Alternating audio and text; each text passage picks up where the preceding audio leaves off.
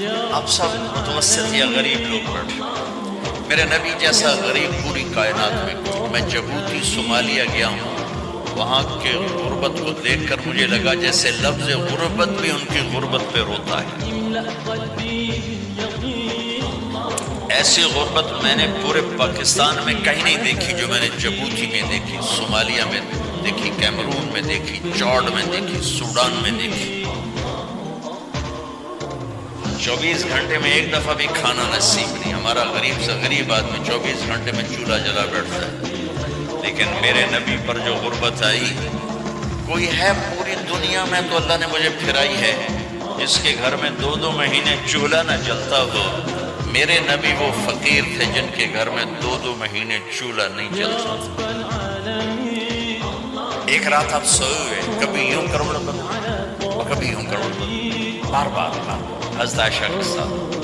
تو تھوڑی دیر کے بعد آپ تھوڑا سا آگے ہوئے اور چارپائی کی جو لکڑی ہوتی جس پر بان بن ہوتا ہے، اس پہ پیٹ کو فکس کر کے نیچے لٹک گئے، تھوڑا آدھا نیچے لٹک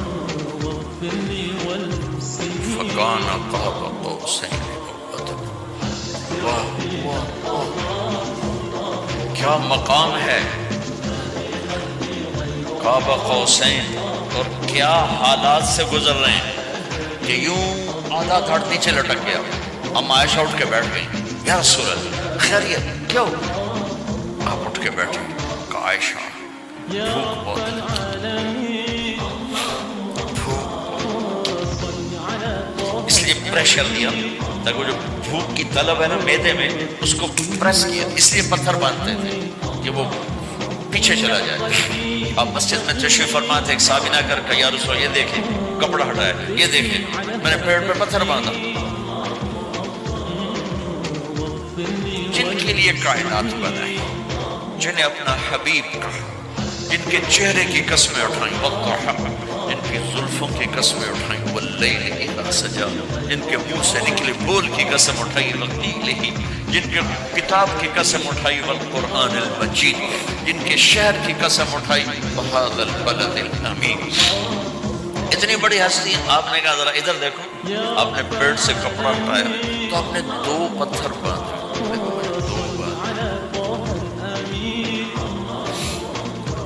کوئی ایسا فقیر ہے دنیا میں دکھا ہوا؟ عائشہ بھوک بہت لگی تو اللہ کے تو حضرت عائشہ رونے لگی کہ یا رسول اللہ پھر آپ اللہ سے مانگتے کیوں؟ عائشہ نہیں مانگوں گا، اسی بھوک میں اللہ سے ملاقات نہیں مانگوں گا۔ اس سے پہلے میرے جو بھائی آئے انبیاء وہ اسی فقر میں گئے، میں بھی اس فقر میں جاؤں۔ اپنے گھر میں یہ دکھ رکھا، اپنی اولاد کے ذبح ہونے کو قبول کیا تاکہ آئندہ آنے والی امت کا غریب طبقہ گلہ نہ کرے، شکوہ نہ کرے، حرام راستوں پہ نہ جائے، غلط راستوں پہ نہ جائے، اور مالدار فخر نہ کرے میں کوئی بڑا آدمی بن گیا ہوں، میری اتنی بڑی فیکٹری بن گئی ہے، میری اتنی بڑی کمائی ہو گئی ہے۔ یہ بڑائی کی چیز ہے نہ وہ چھوٹائی کی چیز ہے۔ جس سے اللہ راضی ہے وہ بڑا ہے، جس سے اللہ ناراض ہے وہ چھوٹا ہے، چاہے غریب ہے چاہے مالدار۔ عائشہ فرماتی ہیں بیٹا 2 مہینے گزر جاتے تھے ہمارے گھر میں چولہا نہیں جلتا تھا، چولہا نہیں جلتا تھا، 2 ماہ گزر جاتے تھے۔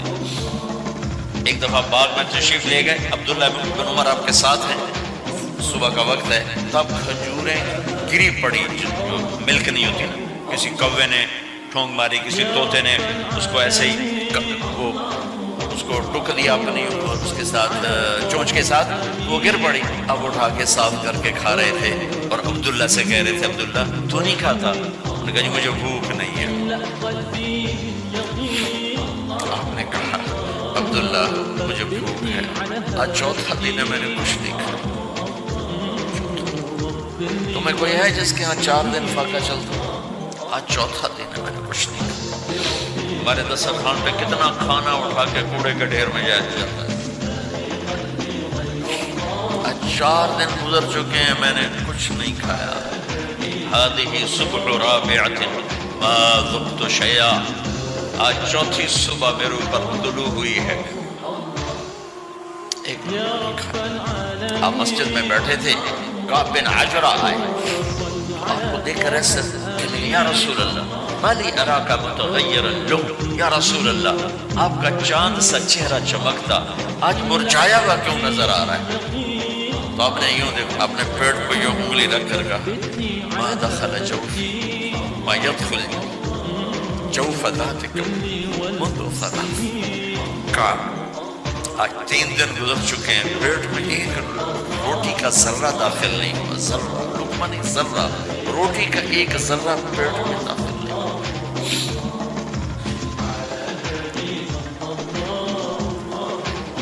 اور اتنی بڑی رسالت, اتنی بڑی نبوت,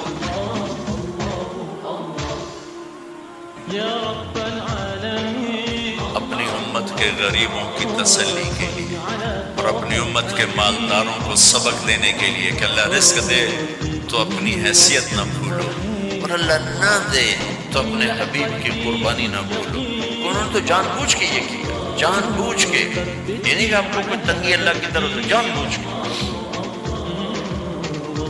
اور سارے گھر کا یہ حال ہے. بس فاطمہ رضی اللہ تعالیٰ عنہ سے ملنے گئے, کہا بیٹے میں اندر آ جاؤں, میرے ساتھ عمران بھی ہیں, ایک صحابی تھے عرب سردار, میرے ساتھ عمران بھی ہے. کہا ابا جان میرے گھر میں اتنی چادر نہیں کہ اپنے آپ کو چھپا سکوں, پردہ کرنے کے لیے میرے پاس چادر کوئی, تو آپ نے اپنی چادر اندر دے دی, کیسے پردہ کروں, تو لپیٹ لی. اب اندر آئے تو آپ نے پوچھا میں نے سنا تھا تو بیمار ہے, میں ذرا حال پوچھنے آیا ہوں. تو باپ کو دیکھ کے آنسو نکل آئے, کہ یا رسول اللہ بیماری بھی ہے اور بھوک بھی ہے, دونوں ہی ہیں, صرف بیماری نہیں. بڑے بڑے مصیبتوں سے لڑ جانے والے ماتھے پہ کبھی بل نہ آیا. بیٹی کے آنسوں نے پگھلا بھی دیا اور رلا بھی دیا. آپ بھی رو پڑے, آپ بھی رو پڑے. پھر کہا میری بیٹی نہ رو, والذی بعث اباک بالحق ما دمت من 3 ایام طواقا. آج 3 دن ہے میں نے ایک لقمہ نہیں کھایا.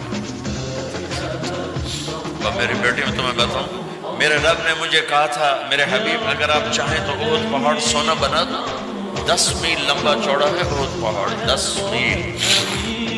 میں احد پہاڑ سونا بنا دوں, آپ کی خدمت میں پیش کروں. تو میں نے کہا نہیں یا اللہ مجھے نہیں چاہیے, میں ایک دن بھوکا رہوں گا, ایک دن کھانا کھاؤں گا. پھر فرمایا بیٹی کیا تجھے یہ عزت کافی نہیں ہے کہ اللہ نے تجھے جنت کی عورتوں کا سردار بنا دیا. یہ سرداری سونے چاندی میں تل کے نہیں ملی,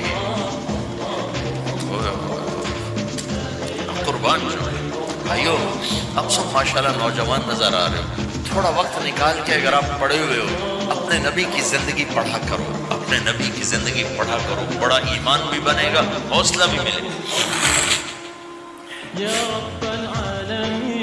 آپ حسن حسین کو کہتے تھے میری آنکھوں کی ٹھنڈک, میرے جگر کے ٹکڑے, میرے سینے کی ٹھنڈک, میرے لاڈلے, جنت کے چاند, جنت کے سردار, میرے 2 پھول. یہ سارے الفاظ حسن حسین کے لیے ہیں.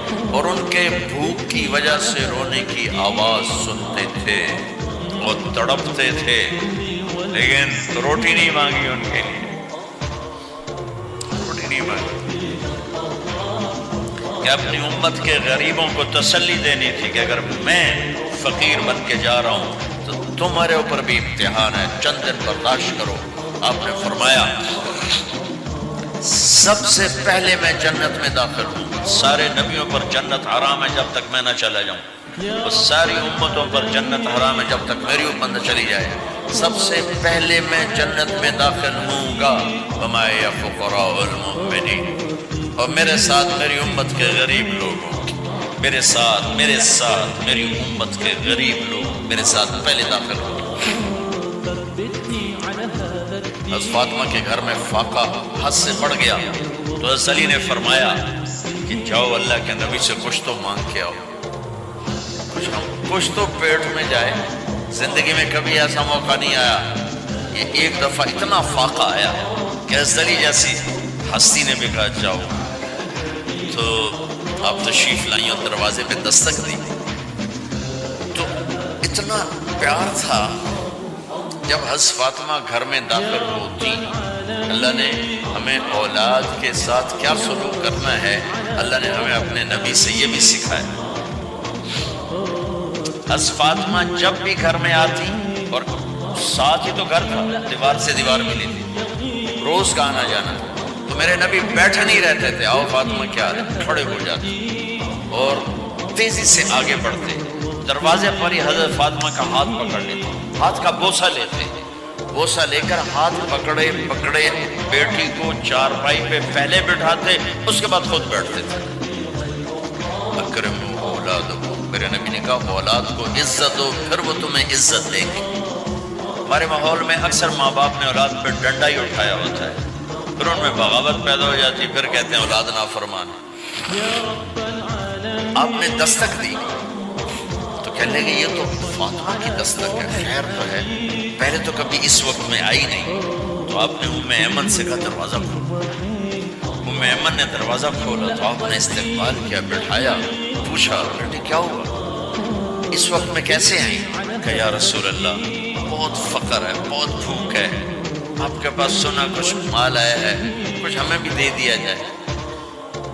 اتنی صابر بیٹی زندگی میں ایک دفعہ بھوک کی شکایت لے کر آئی، اور آگے باپ نے پھر پیپر لے لیا، پھر امتحان میں ڈال دیا. آپ نے کہا بیٹی میرے پاس 5 بکریاں کھڑی ہیں، دے دو یا 5 دعائیں سکھا دو. یہ بھی کوئی کتنا سخت موقع تھا، کتنا سخت موقع ہے کہ صبر کا پہاڑ بیٹی اتنی مجبور ہو کر آتی ہے کہ یا رسول اللہ. تو میرے نبی کہتے بیٹی کہ بکریاں بھی لے جا، دعائیں بھی لے جا، دونوں جمع کر دیتے، یا دعائیں بعد میں سکھا دیتے، بکریاں دیتے، ایک تو دے دیتے. پر امت کے غریبوں کو تسلی دینی تھی، چونکہ امت میں اکثر طبقہ غریب ہوگا. تو آپ نے کہا بیٹی 5 بکریاں دو یا 5 دعائیں دو. تو وہ سمجھ گئی اپنے باپ کے مزاج کو کہ ابا جان امتحان لے رہے ہیں. تو کہا ابا جان بکریاں چھوڑ دیں، مجھے دعائیں سکھا دیں، مجھے بکریاں نہیں چاہیے. بھوکے کی رات بھی گزر جاتی ہے اور بھوکے کا دن بھی ڈوب جاتا ہے. تو آپ کا چہرہ سے کھل گیا کہ میری بیٹی پاس ہو.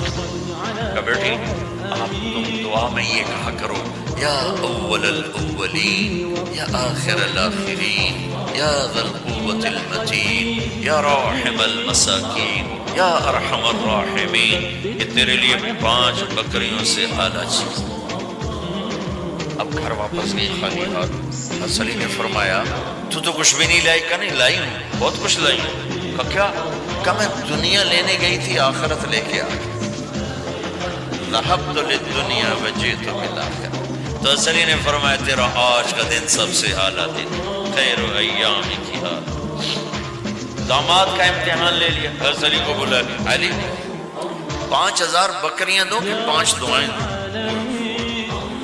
وہاں تو 5 بکریاں، اب 5000 کر. علی 5000 بکریاں لیتے ہو یا 5 دعائیں لیتے ہو؟ تو وہ سمجھ گئے کہ آج میرا محبوب مجھ سے امتحان لے رہا ہے کہ علی کتنا کو مضبوط ہے اپنے ایمان میں. اور واقعے میں نے بتا دی کیا گزر رہے. آدمی اپنی بھوک سہ لیتا ہے، اولاد کا رونا برداشت نہیں ہوتا ہے.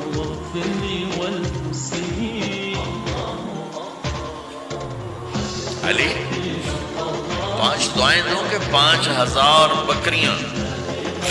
حسلی نے عرض کی یا رسول اللہ دعائیں سکھا دیں، بکریاں نہیں چاہیے. میرا نبی کا چہرہ کھل گیا کہ میرا داماد بھی پاس ہو گیا.